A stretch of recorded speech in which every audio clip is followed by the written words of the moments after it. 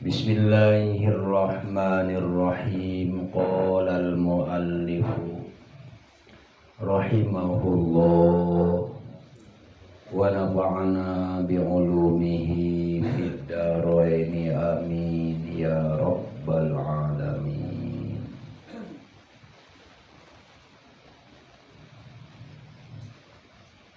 Al-babur rabi'u wal 'ishruna fi fadilatil faqri.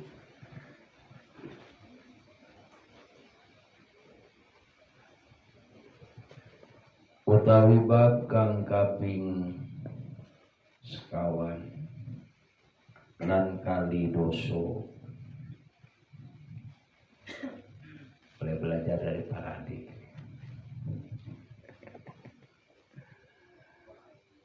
Utawi bab kang kaping sekawan lan kali doso saking sekawan doso.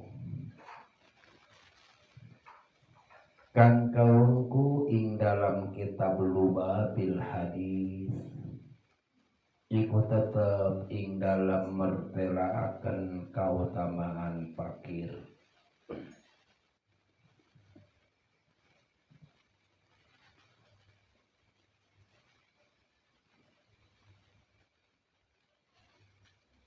Utawi bab kang kaping 4 lan 20 saking 40 bab kang kawanku ing dalam kitab Lubabil Hadis iku tetep ing dalam mertelaaken kautamaan fakir.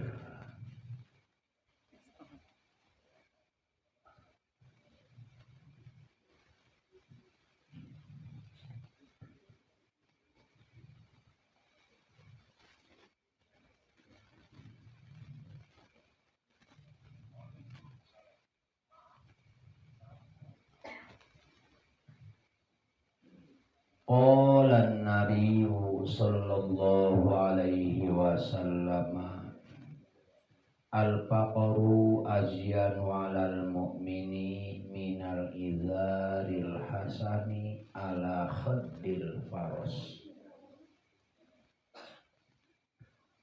Sampun ngadawuh sapa Nabi sallallahu alaihi wasallam ing hadis, utawi fakir iku lebih menghiasi ing atase wong mukmin tenimbang saking idar kang bagus ing atase pipijaran. Idar itu yaitu sebuah hiasan yang biasa ditempelkan di wajahnya kuda. Apa itu namanya? Supaya penglihatannya itu fokus ke depan. Bukan juga apa namanya? Ya idar. Supaya fokus penglihatannya ke depan. Di samping itu memang sebagai aksesoris. Ada pernik-perniknya begitu.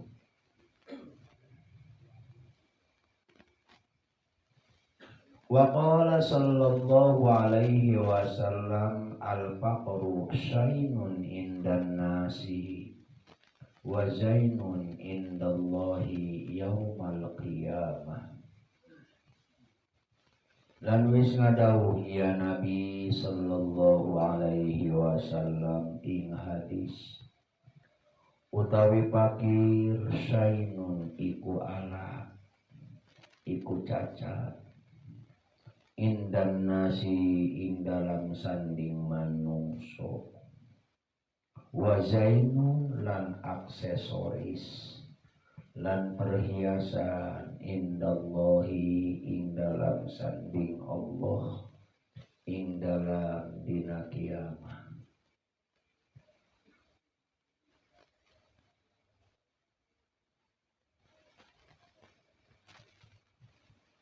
Wa qala sallallahu alaihi wasallam hubbul fuqara'i min akhlaqil bughdul fuqara'i min akhlaqil fara'iati. Dan wis ngadawu ya Nabi sallallahu alaihi wasallam ing hadis, hubbul fuqara'i utawi demen dening pirang-pirang wong fakir iku tetep saking akhlake piro-piro Nabi. Wa bughdul fuqara'i lan utawi bendu dening pirang-pirang wong fakir min akhlaqil fara'inati iku tetep saking akhlake pirang-pirang Fir'aun.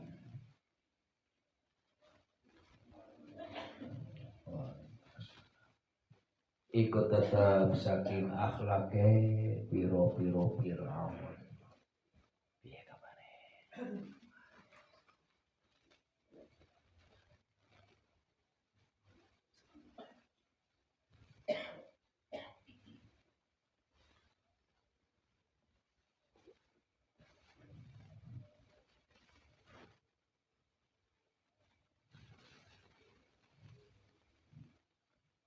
Wa qala sallallahu alaihi wasallam likulli syai'in miftahun wa miftahul jannati hubbul masakin wal fuqara'i li sabrihim hum julasa'ullahi ta'ala yaumal qiyamah.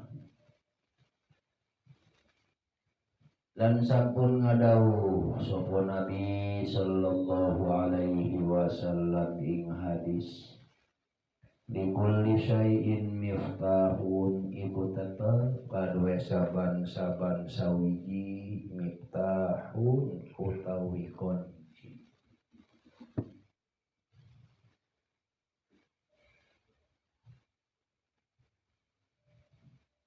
Wa miftahul jannati hubbul masakin wal fuqara'i lan utawi koncine sorga iku demen dening pirang-pirang wong miskin lan pirang-pirang wong fakir. Li sabrihim karena sabare fuqara wal masakin. Hum julasa'ullahi ta'ala yaumal qiyamah. Hum utawi iya fuqara wal masakin iku pirang-pirang tamune Allah ta'ala ing dalam dina kiamat.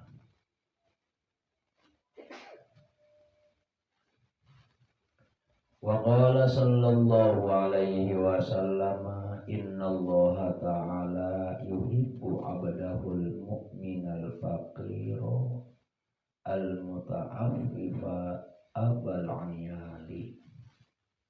Lan wis ngadawu ya Nabi sallallahu alaihi wasallam ing hadis, satuhuni Allah ta'ala iku demen ya Allah abadahu ing hambane Allah al mukmin al faqiro kang mukmin tur kang fakir al muta'affifa kang karaksa saking jajaluk.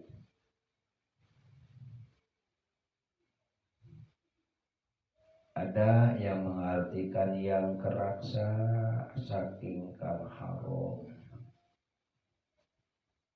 Abal ayali kang ngaduweni keluarga, kang ngaduweni rakyat pati. Wa qala sallallahu alaihi wasallam, al faqru amanatun faman katamahu kana ibadatan wa man baha bihi faqad qallada ikhwanahul muslimina. Lan wis ngadawuh ya Nabi sallallahu alaihi wasallam ing hadis, al faqru amanatun utawi fakir iku amanah Paman kata mahu maka utawi sing sapa wong iku ngumpetaken iya manhu ing fakir kana ibadatan maka ana iya katmuhu iku ibadah waman bahabihi lan utawi sing sapa wong iku ngadhahiraken iya man bihi kalawan fakir faqad qallada ikhwanahul muslimina maka teman-teman ngalungaken iya man ing pirang-pirang dulure man kang muslim kabeh. Wa qala sallallahu alaihi wasallam tuba lil fuqara'i wad du'afa'i min ummati lan wis ngadawuh ya Nabi sallallahu alaihi wasallam ing hadis tuba utawi bahagia. Ada yang mengartikan tuba utawi sorga. Iku tetep kaduwe pirang-pirang wong fakir wa du'afa'i lan pirang-pirang wong kang lemah min ummati saking umat isun min ummati saking umat isun.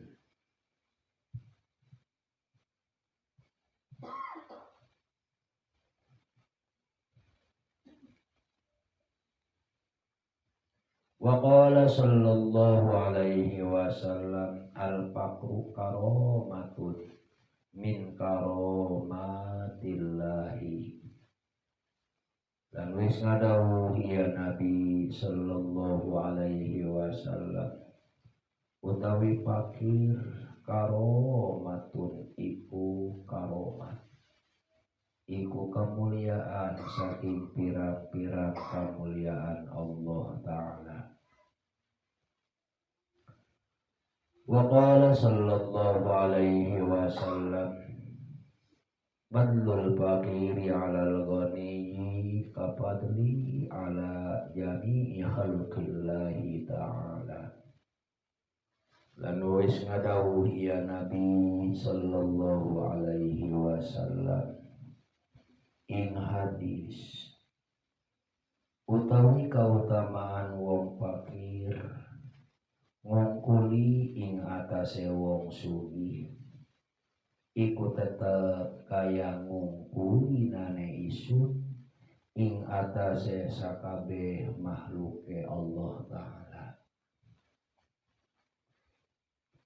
Wa qala sallallahu alaihi wasallam la syai'a yu'tihillahu mislal faqri. Waalaikumsalam.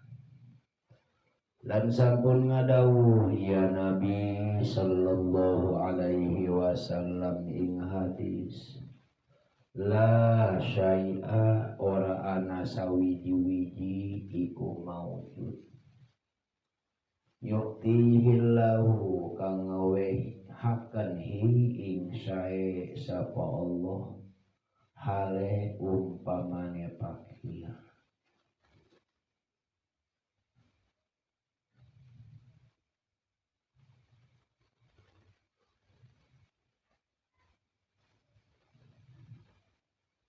La syai'a ora ana sawiji-wiji iku maujud kang ngawehaken ing sae sapa Allah mislal faqri hale umpamane fakir.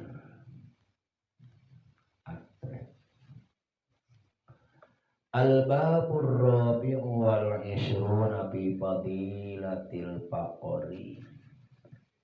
Bab yang ke-24 dari 40 bab yang terhimpun dalam kitab ini, yaitu kitab Lubabil Hadis, yaitu akan memaparkan hadis-hadis dari baginda Rasul yang menjelaskan keistimewaan fakir. Jadi fakir itu suatu keistimewaan, suatu keunggulan. Jadi bagi yang fakir jangan apatis, jangan berputus asa, bahkan harus bahagia karena sedang diberikan keutamaan oleh Allah Subhanahu wa Ta'ala.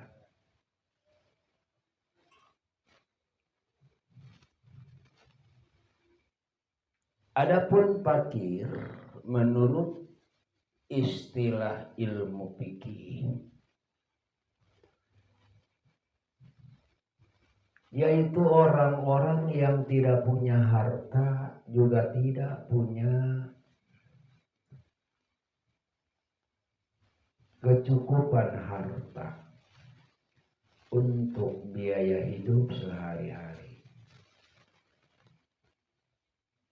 Langsung kepada contoh. Andai kata ada sebuah rumah tangga, katakanlah kebutuhan sehari-harinya, umpama mulai dari bangun tidur sampai tidur lagi, ya katakanlah 100.000. Ia kerja, yang namanya orang hidup ya pasti kerja. Kebutuhannya itu kurang dari separuh. Artinya kalau kebutuhannya 100.000, sehari semalam penghasilannya hanya 49.000 maksimalnya. Apalagi 30.000. Maksimalnya penghasilannya cuma 49.000.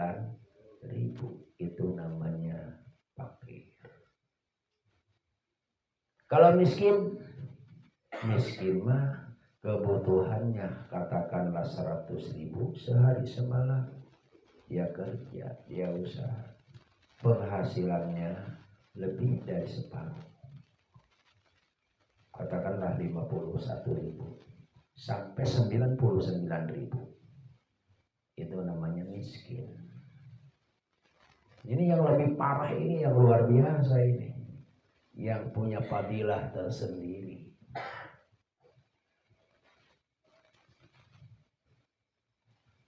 Jadi bab yang ke-24 dari 40 bab yang tercantum dalam kitab Lubabil Hadis akan memaparkan hadis-hadis yang menjelaskan keutamaan fakir.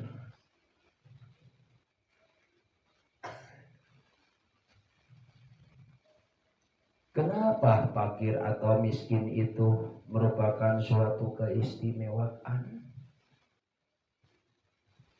Alasan pertama, ketika baginda Rasulullah Shallallahu Alaihi Wasallam di Isra dan dimi'rajkan oleh Allah, itu baginda Rasul diperkenankan untuk melihat surga.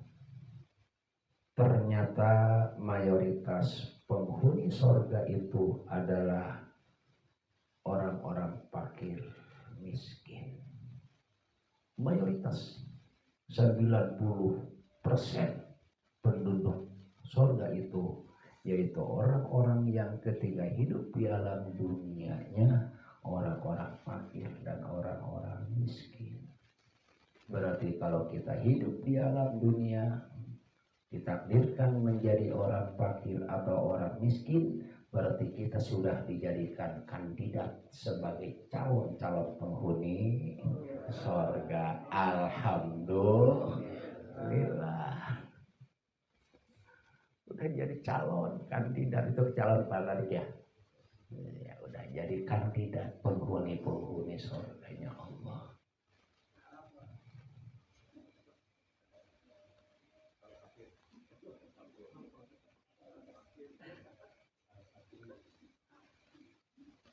Begitu juga keistimewaan orang-orang fakir. Nih, kalau orang kaya udah mampu melaksanakan ibadah haji, sampai meninggal dunia dia tidak melaksanakan ibadah haji ke Baitillahil Haram. Nanti di sana di alam baka disuruh milih salah satu di antara dua agama, mut Yahudiyan au Nasraniyan. Matilah engkau secara Yahudi atau secara Nasrani. Suruh milih salah satu di antara dua agama. Sedangkan nggak ada pilihan itu. Yahudi ya kafir, Nasrani juga kafir. Itu bagi orang-orang yang kaya yang sampai mati tidak bisa melaksanakan ibadah haji. Tapi kalau orang miskin, orang fakir, sampai mati kita nggak melaksanakan ibadah haji, nggak disuruh milih salah satu di antara dua agama. Aman, alhamdulillah. Aman Bang Jarwo. Iya, yang penting kita rajin patuh ibadah kepada Allah. Aman pokoknya. Banyak keistimewaan orang-orang fakir. Saya punya kolega, saya punya teman, dia orang kaya. Pomnya banyak. Kayalah. Sampai karyawannya 70 orang. Pernah dia bilang, saya itu penghasilan saya kalau sehari 6 juta, saya pusing. Kalau sehari 6 juta masih pusing. Kenapa? Karena pengeluarannya besar. Kalau satu hari 6 juta, 10 hari 60, kalau satu bulan 180 juta. Saya punya karyawan 70. Kalau lagi kecilnya 3 juta saja saya gaji per bulan. Untuk satu orang 3 juta. Kalau 70 orang 210 juta. Minus. Minus.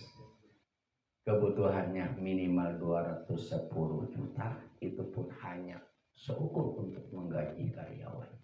Sementara pendapatannya kalau per harinya 6 juta berarti 180 juta. Berarti kurangnya berapa lagi itu? 30 juta. Siapa yang gak pusing? Tapi kalau kita jadi ojol, kita jadi jualan pentol, di pagi hari kita udah dapat keuntungan 100.000 aja. Udah kipas-kipas. Udah indah. Masya Allah. Lebih bahagia orang-orang fakir dan orang-orang miskin. Luar biasa. Ini fakta.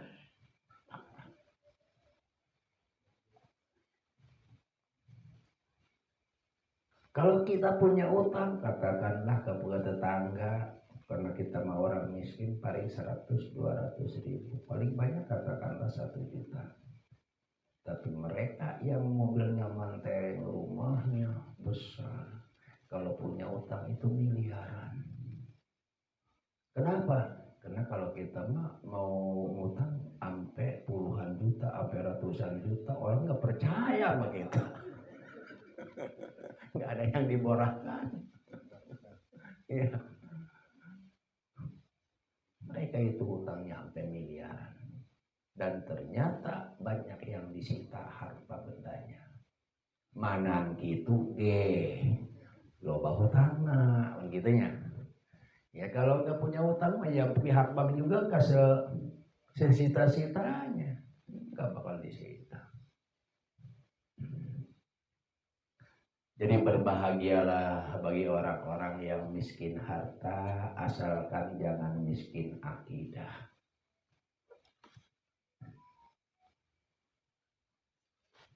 Yang pertama, orang yang miskin itu sekalipun di pagi hari baru atau sehari dah mendapatkan 100.000, udah kipas jam 9 pagi kita udah dapat sewa nih, udah dapat 100.000, girang banget.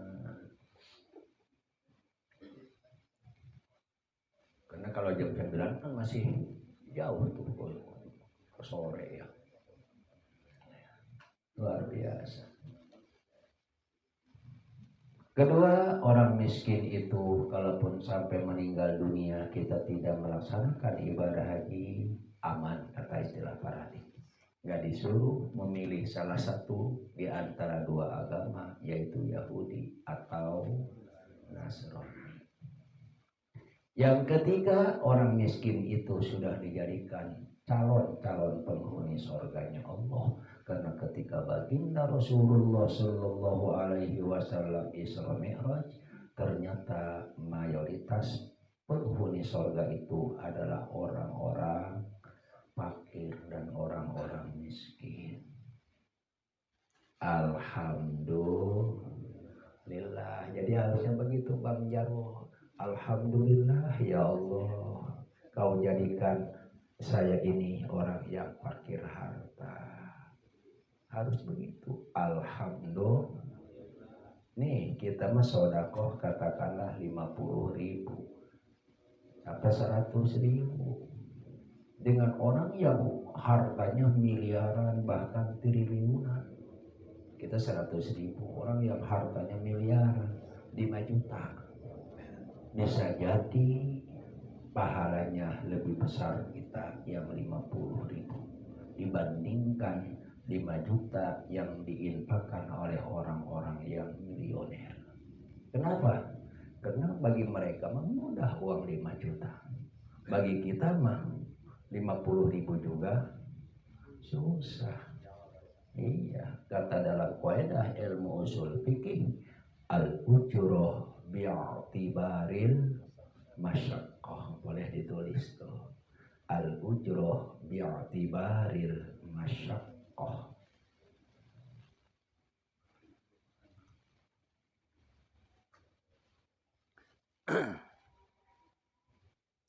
Qala Nabi sallallahu alaihi wasallam, telah bersabda baginda Nabi sallallahu alaihi wasallam. Apa kata beliau? Al-faqru azyanu 'alal mu'mini minal izaril hasani ala khaddil faros. Bahwa kefakiran itu lebih menghiasi pada orang-orang mukmin daripada kacamata kuda yang ada di pipi kuda. Itu kuda kalau pakai kacamata ada pernik-perniknya gitu ya, kan cakep kelihatannya tuh.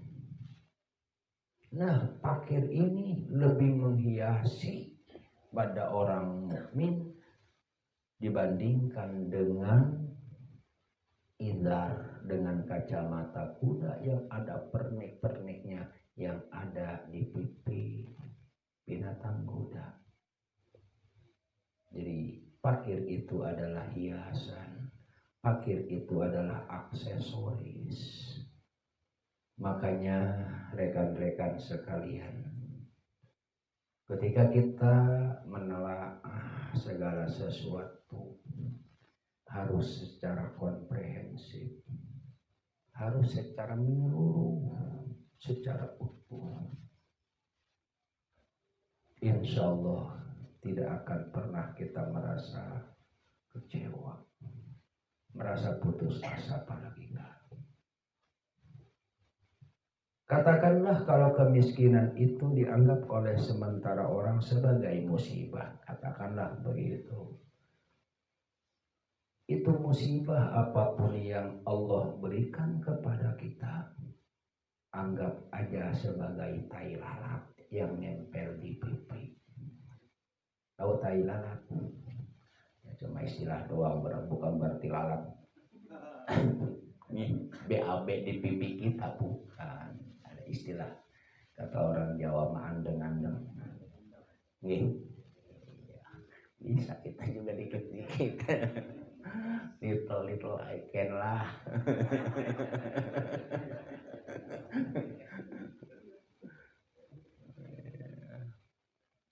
Andeng-andeng. Jadi musibah yang Allah berikan kepada setiap hambanya, anggap saja itu andeng-andeng, tai lalat. Ketika kita melihat tai lalat, jangan difokuskan kepada tai lalatnya. Kenapa? Hitam, gelap, bahkan seringkali berbulu. Coba kalau kita lihat secara utuh, tidak sedikit wanita yang kelihatannya manis, tidak sedikit wanita yang kelihatannya lebih cantik karena gara-gara ada tai lalatnya. Itu Bang Jarwo kegila-gila itu sama mantan pacarnya. Kenapa? Mantan pacarnya yang sekarang jadi istrinya ada andeng-andengnya. Oh iya, orang Cilacap betul.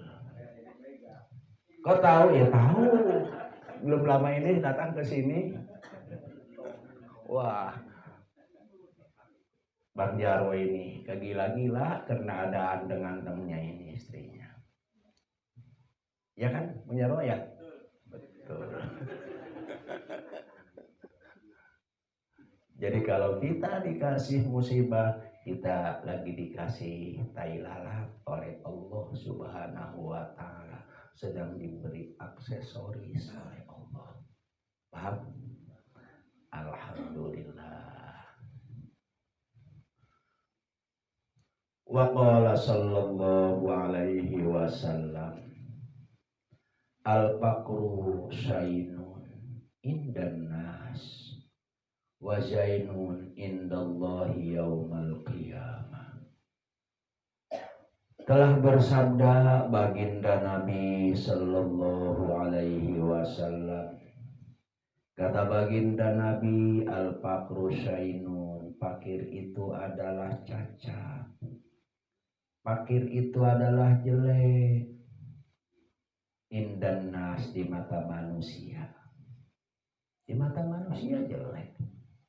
Coba kalau orang kaya didatangi oleh orang miskin, kedatangan Bang Jarwo nih, kalau bukan untuk utang duit, mau minta. Udah negatif thinking aja kedatangan orang-orang miskin itu.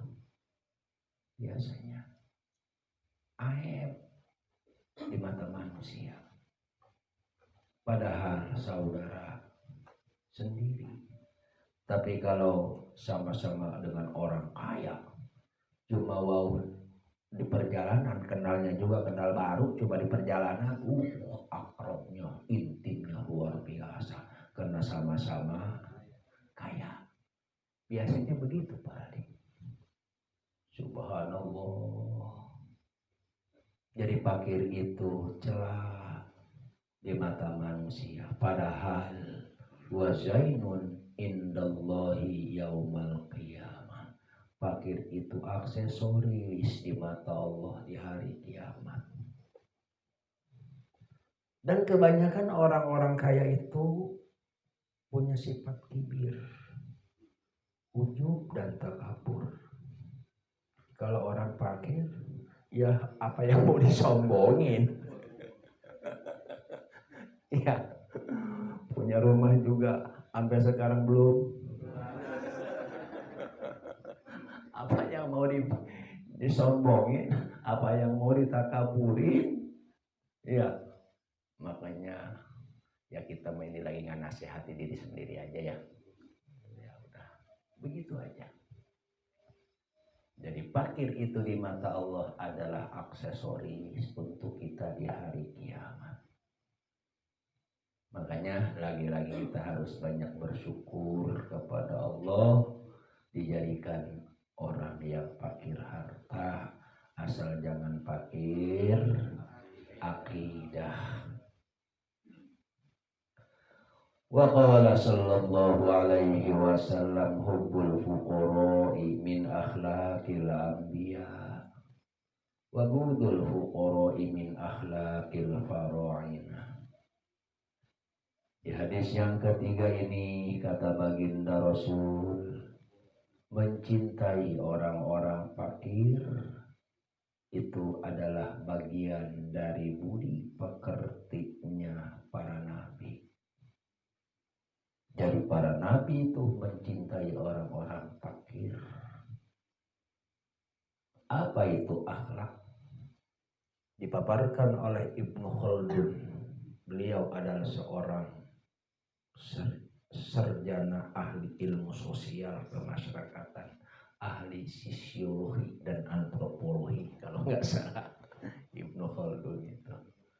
Kata beliau bahwa akhlak itu adalah kafiyatun rasihatun tasduru minhal af'al bisuhulatin min ghairi fikrin wa rawiyatin.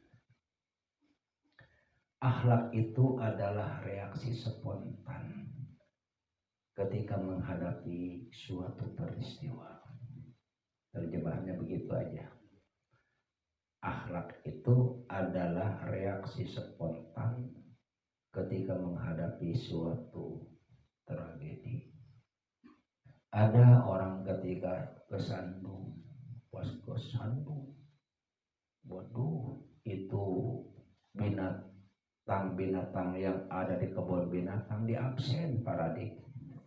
Mulai dari anjing, babi, monyet, kera dan lain sebagainya.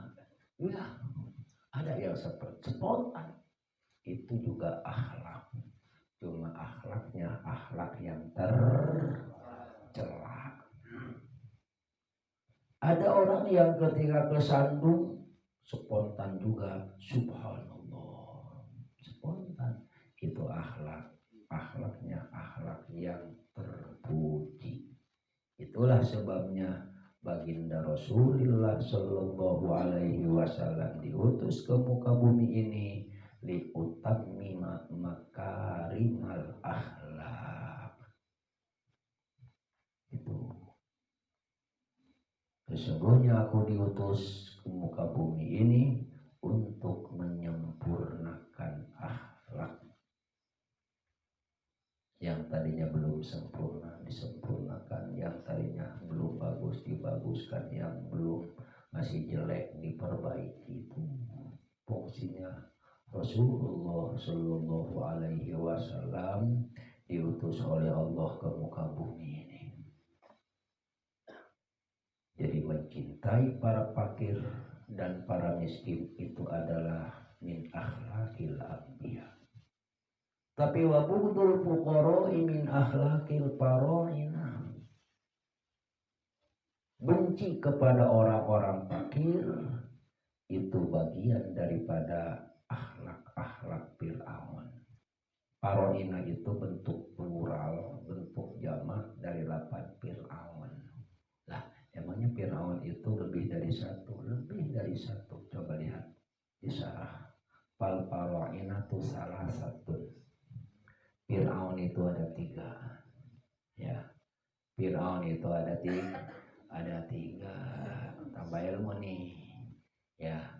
Dulu mah kita Fir'aun cuma tahu Fir'aun yang hidup di masa Nabi Musa. Tok segitu doang ya, bener kan? Padahal Fir'aun itu ada 3. Fir'aunul Khalil, pertama Fir'aun yang hidup sejaman dengan Nabiullah Ibrahim Al-Khalil. Jadi di zaman Nabi Ibrahim ada Fir'aunnya. Wasmuhu Sinan, namanya adalah Sinan. Fir'aun yang hidup di zaman Nabi Ibrahim Sinan namanya. Ada yang baca Sanan. Lah, gak ada jabarjernya ini, mau mau Sinan mau sana. Satu tuh Sinan Fir'aun yang hidup di zaman Nabi Ibrahim. Wa Fir'aunu Yusuf wasmuhur Rayyan bin Al-Walid. Yang kedua Fir'aun yang hidup di masa Nabiullah Yusuf alaihi salam. Di zaman Nabi Yusuf juga ada Fir'aunnya. Siapa namanya? Namanya Rayyan bin Al-Walid.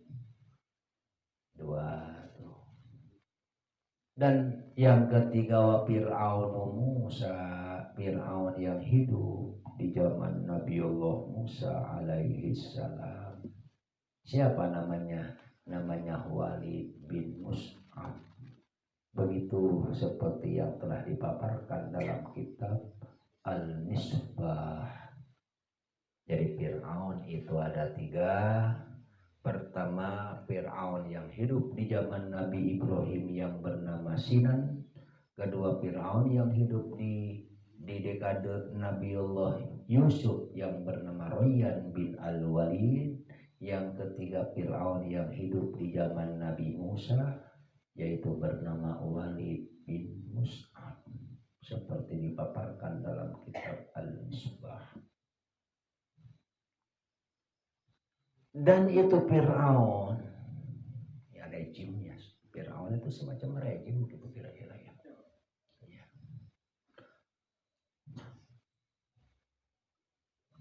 Fir'aun itu dengan Nabi itu sesungguhnya sepadan, apple to apple.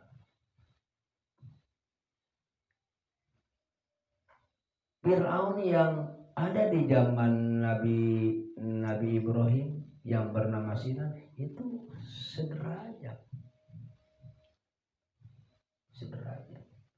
Cuma si Fir'aun yang hidup di zaman Nabi Ibrahim yang bernama Sinan itu adalah membela kebatilan, sementara Nabiullah Ibrahim membela kebenaran. Gitu. Begitu juga Fir'aun yang hidup di zaman Nabi Yusuf alaihi salam yang bernama Rayyan bin Al-Walid, orang yang durhaka selevel dengan Nabi Yusuf. Cuma Fir'aun membela kepada kejahatan, tapi Nabi Yusuf kepada kebaikan dan kebenaran. Begitu juga Fir'aun yang hidup di zaman Nabi Musa alaihi salam sepangkat.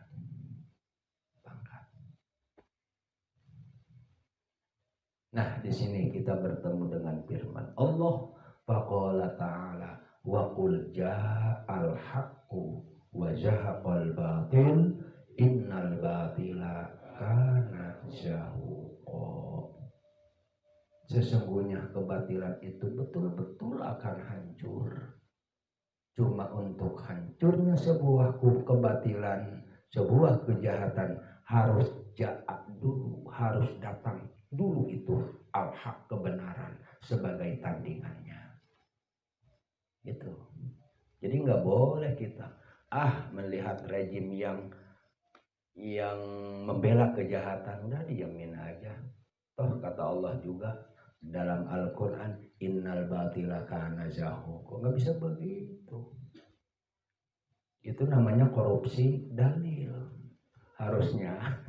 Jadi bukan harta saja para yang dikorupsi, korupsi dalil itu harus dari awal, harus ja'a dulu al-haq sebagai tandingan daripada kebatilan, baru innal batila kana zahuqa. Karena kalau kebatilan kita diamkan, justru akan tambah merajalela. Al-haq bila nizam qad yaglibuhul batilu bin nizam. Kebenaran yang tidak terorganisir akan mudah dikalahkan oleh kebatilan yang terorganisir. Al-haq bila nizam qad yaglibuhul batilu bin nizam.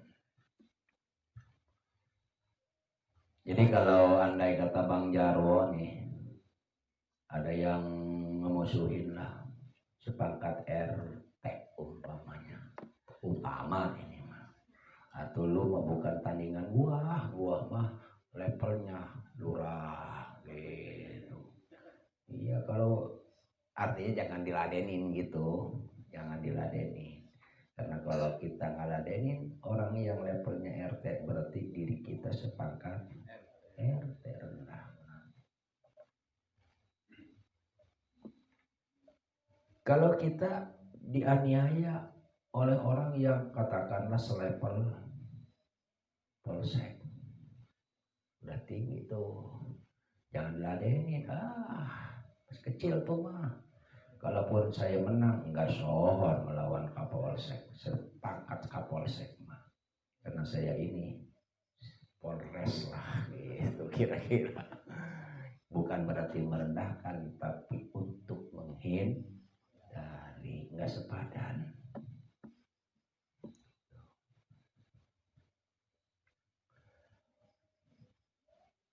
Jadi membenci orang-orang fakir itu adalah akhlak-akhlaknya para Fir'aun. Sombong bawaan harta dan bawaan daripada pangkat itu. Kebanyakannya begitu. Mayoritasnya begitu. Sombong bawanya. Wa qala sallallahu alaihi wasallam likulli syai'in miftahun wa miftahul jannah hubbul masakin wal fuqara. Kata baginda Nabi dalam sebuah hadis, segala sesuatu pasti ada kuncinya. Dan adapun kuncinya sorga, Bang Jarwo pengen tahu kuncinya sorga? Banyak. Tapi kalau dalam ini hadis, kuncinya sorga itu mencintai orang-orang fakir dan orang-orang miskin. Cintai mereka, bimbing mereka, arahkan mereka kepada hal-hal yang positif. Kenapa kita harus mencintai fuqara wal masakin? Sehingga mencintai fuqara wal masakin akan menjadi kuncinya surga. Li sabrihim, karena mereka itu orang-orang yang tabah, orang-orang yang sabar menghadapi kemiskinan dunia. Sabar orang mereka itu, tabah mereka itu. Apa sih dari arti daripada sabar? Sabar itu adalah kemampuan seseorang untuk menahan gejolak nafsu dalam rangka meraih yang terbaik. Kemampuan seseorang untuk mengendalikan hawa nafsunya, menahan gejolak nafsunya dalam rangka meraih yang baik atau yang lebih baik. Berarti sabar itu bukan suatu kelemahan, tapi suatu kekuatan. Berarti kemampuan seseorang untuk bisa menahan gejolak nafsunya dalam rangka meraih yang baik atau meraih yang terbaik. Berarti kalau begitu, sabar itu bukan suatu kelemahan, tapi justru sebaliknya suatu kekuatan. Sabar disobrihim, karena kesabaran mereka.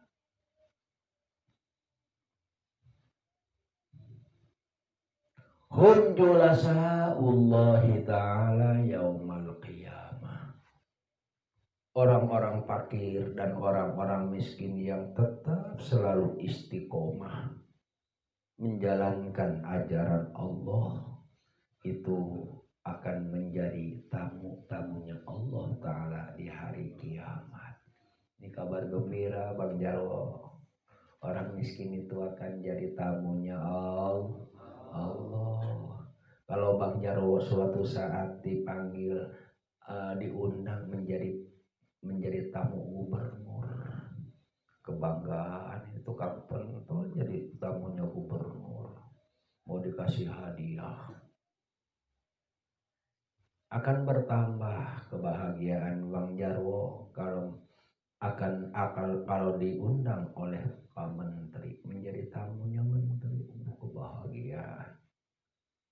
Bagaimana kalau diundang oleh Bapak Presiden? Iya, waduh, lebih tambah kebahagiaan kita. Ya, pasti itu. Ini ngomong nggak ada politiknya ini mah, nggak ada. Ya, secara lurus-lurus aja dah gitu. Pasti bahagia Bang Jarwo, bahagia. Nah ini mah orang-orang fakir yang istiqomah, yang sabar, itu di akhirat akan menjadi tamunya Allah Subhanahu wa Ta'ala, dan akan mendapatkan hadiah yang luar biasa, yaitu surganya Allah di akhirat. Makanya orang miskin itu harus bahagia, ya, selalu positive thinking lah, kira-kira. Gua mah akan menjadi tamunya Allah gitu. Kalau lu mau orang kaya belum tentu jadi tamu Allah. Gitu. Insya Allah jadi tamunya Allah. Ya seperti kita yang ada di sini ini.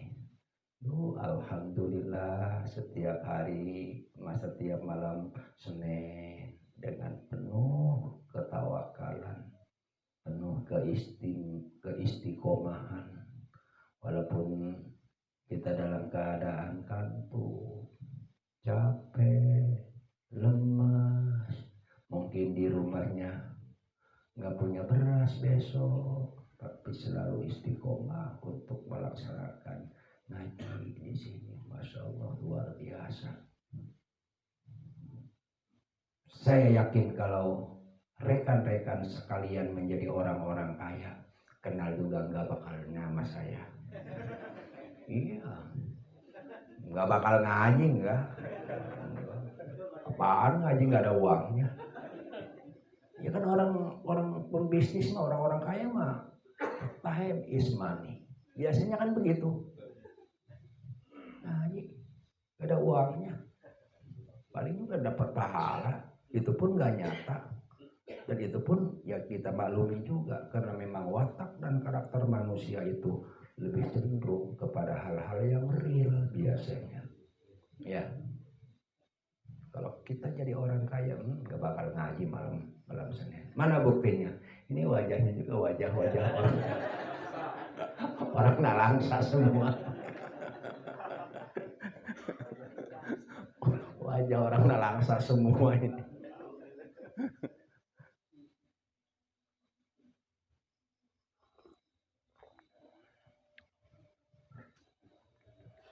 Tapi gak juga wajah orang-orang yang berbahagia.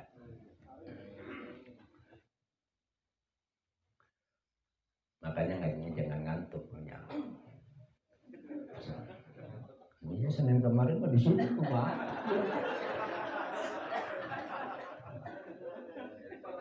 Bener kan ya? Nah, orang yang ngajinya ngantuk itu tandanya tidak berbahagia, dikasih hadiah oleh Allah. Saya akan berilustrasi. Andai kata Bang Jarwo lagi enak-enak tidur, katakanlah jam berapa ya? Jam 3 malam, datang tamu ke rumah Bang Jarwo. Beberapa orang ketuk-ketuk pintu rumah Bang Jarwo. Sambil kekucak itu dibuka pintunya. Dia bertanya, betulkah ini rumahnya Pak Syahid Muslim alias Jarwo? Betul. saya sendiri katanya. Kemudian kata tamu, saya ini adalah utusan dari Bapak Presiden.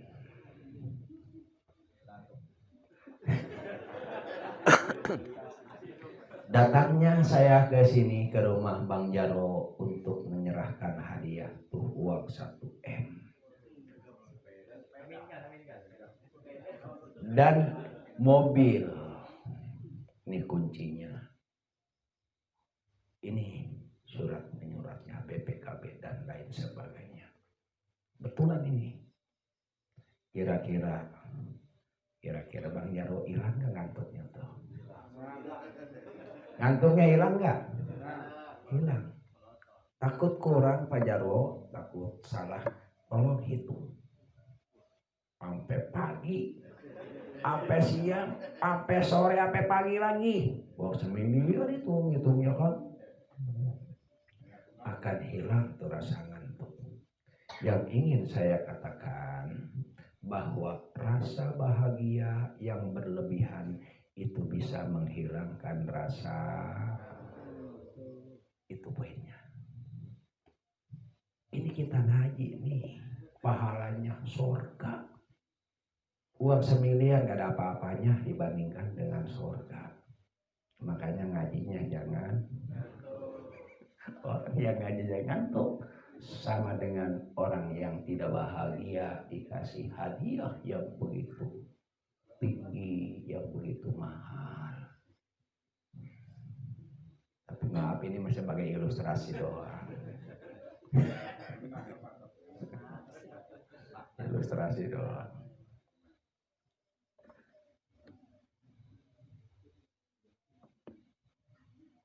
Hilang tuh. Contoh yang lain. Itu rekan-rekan sekalian, coba feedback ke belakang. Ketika jadi pengantin baru, semalaman nggak tidur. Ngantuk nggak itu? Ngantuk nggak? Kenapa? Karena bahagia. Karena bahagia. Jadi bahagia itu bisa menghilangkan rasa ngantuk.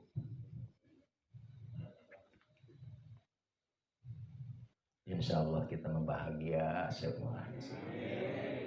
Alhamdulillah.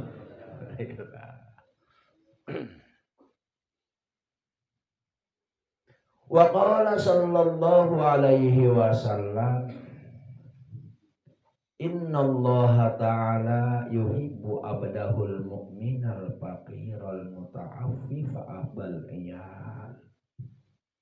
Telah bersabda baginda Nabi sallallahu alaihi wasallam, kata baginda Nabi, sesungguhnya Allah Ta'ala mencintai hambanya yang mukmin plus fakir.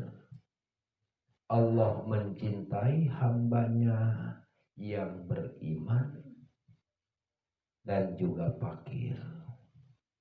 Tapi sekalipun fakir al-muta'affifa tidak mau meminta-minta kepada orang lain.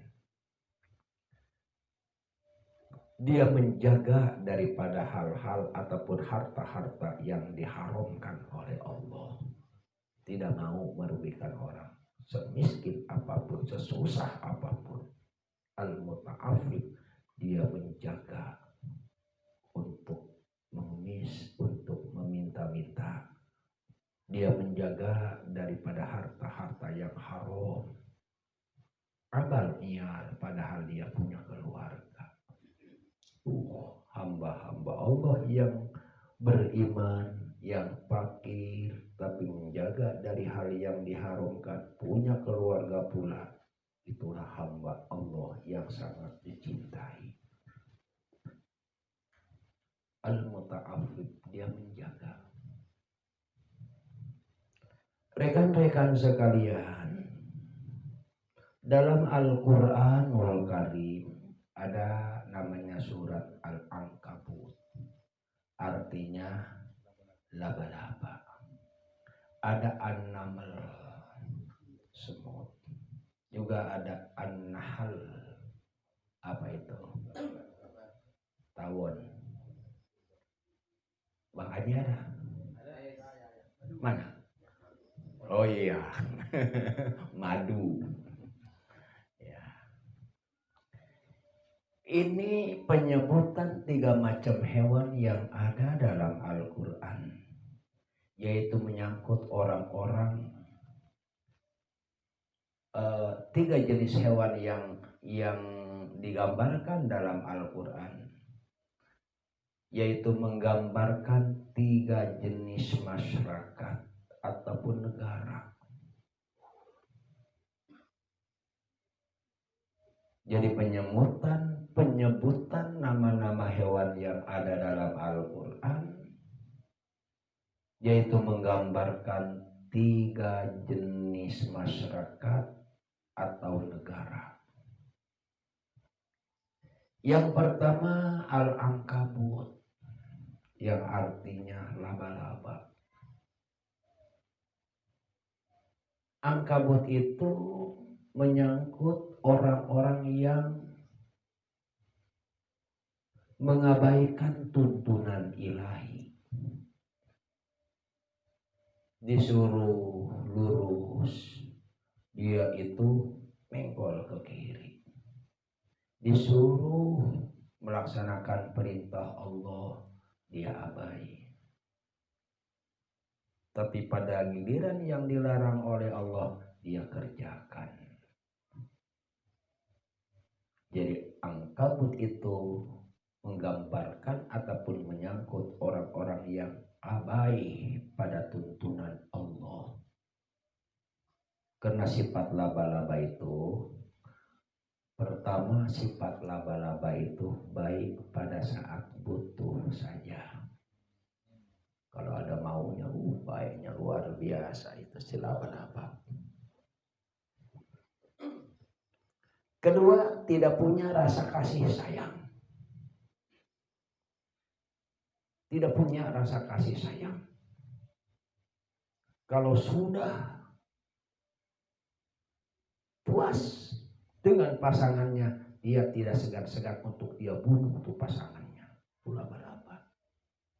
Dalam dunia laba-laba begitu katanya, kejamnya itu. Ini jelek, jangan kita contoh. Yang kedua an-naml. An-naml itu artinya semut. Udah kita bahas ya pada pertemuan yang lalu waktu Paradik nggak hadir itu.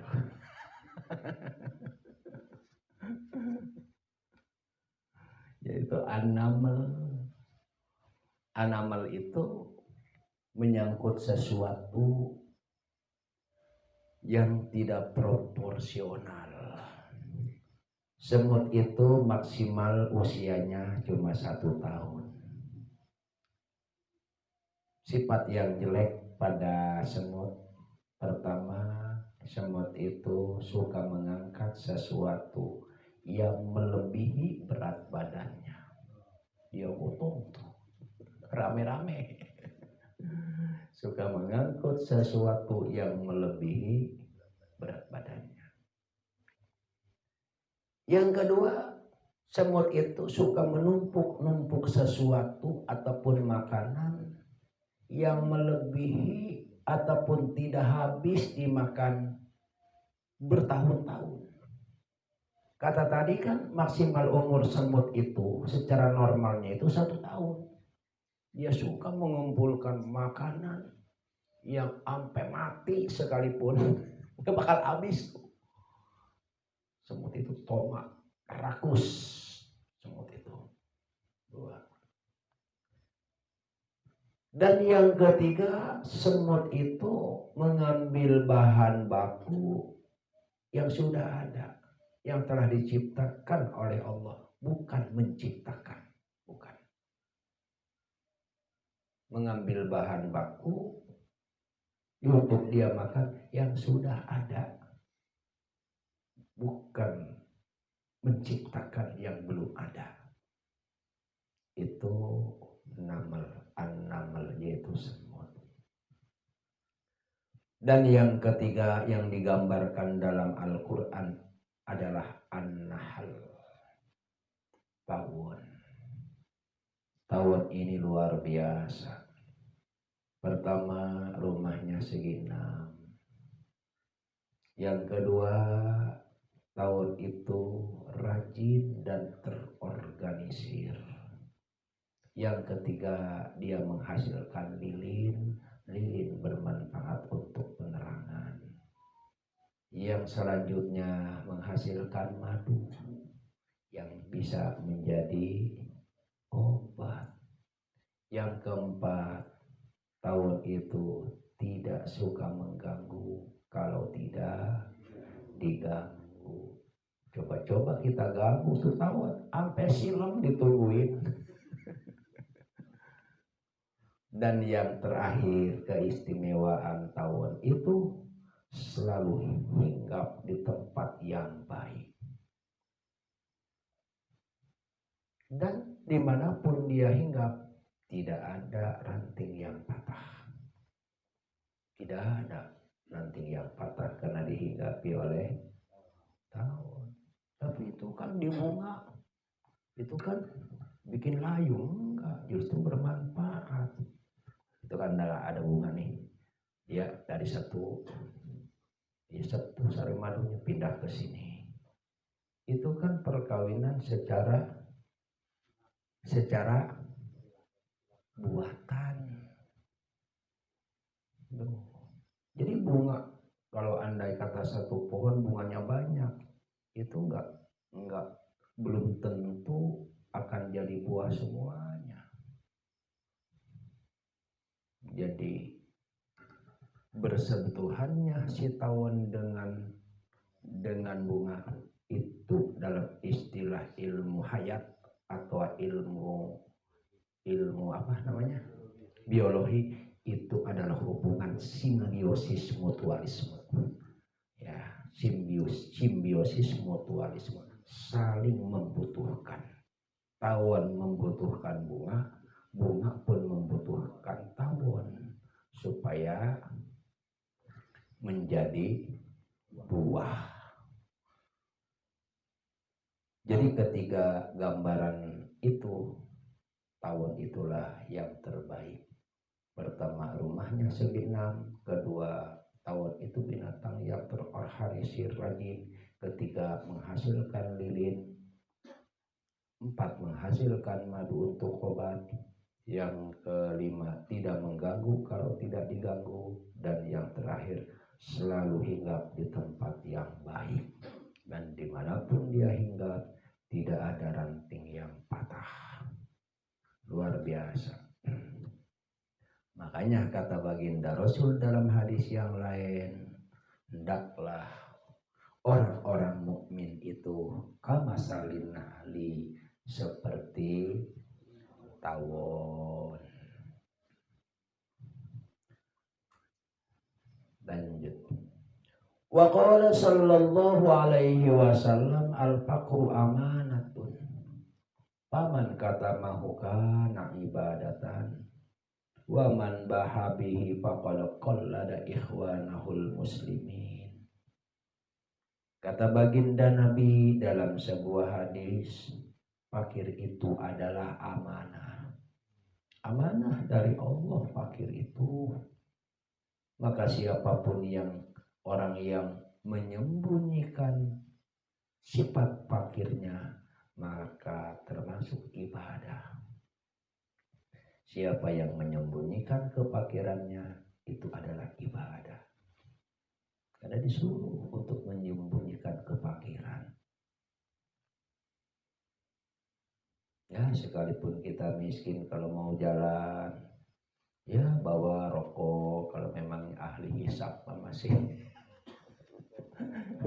Jangan merokok, minta sama orang. Jangan.